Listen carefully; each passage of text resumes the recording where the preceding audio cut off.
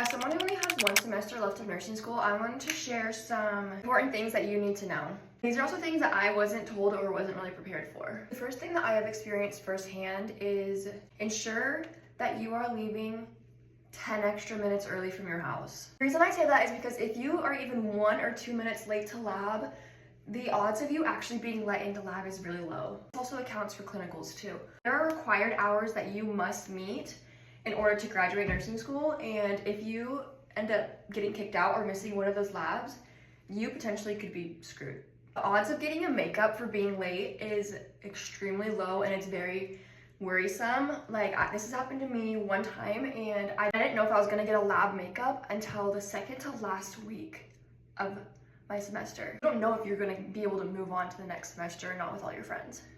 Lab makeup and clinical makeups are known to be under only extreme circumstances, like if you are in a car accident or if something really bad happens to you.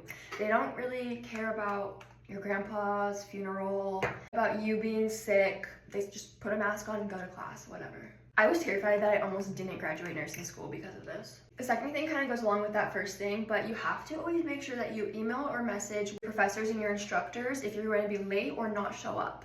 If they don't, it's called a no-call, no-show, just as it would be when you're a nurse. A no-call, no-show is really not a great thing, especially in nursing school. It's not like any regular university where you can just not show up to class. You have to message your professors and let them know. It also only just builds good communication with your instructors, and it keeps you on their good side, basically. This next thing might be a little bit of a far reach, but this is something that I have found extremely helpful for myself. Most schools, after your first semester of nursing school, you're able to apply to become a CNA because you've learned all of those basic skills that CNAs do.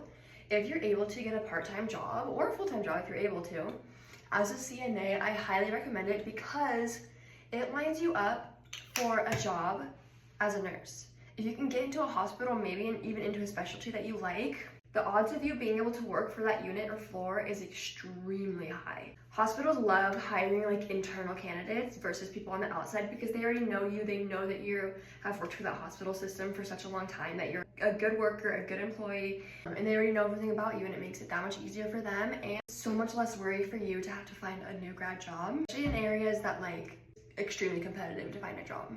Just go to school, I show up and do the work, take my tests. You know what I mean? I'm not all about the study.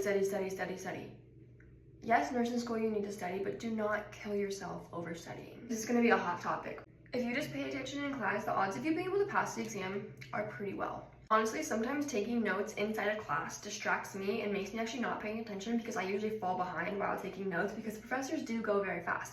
So I fall behind and I am still writing the stuff from 3 slides above, and I'm not paying attention to the important facts that the teacher is saying on that specific topic because I'm still 3 topics behind. So if you're someone that feels like you need to have notes, then take your notes before class. Before I started nursing school, I would always hear make best friends, make all the friends that you can. Yes, make friends that you can, but if you're someone who does not study well with other people, do not feel obligated to have to go study with them. If they're your friends, great. Text them, ask them if you have any specific questions that they might know, but do not feel obligated to have to study with your friends or feel like it's just not beneficial for you. That was me. I have to honestly just do it by myself on my own time, and it made my life so much easier. And it also helps FOMO. We don't need any FOMO around here. Whenever you become accepting of that, say 3 of the girls go and study and hang out, but you're not invited, that's really sad. But when you start to not really care and you'd rather be by yourself doing it, it makes your life a little bit easier.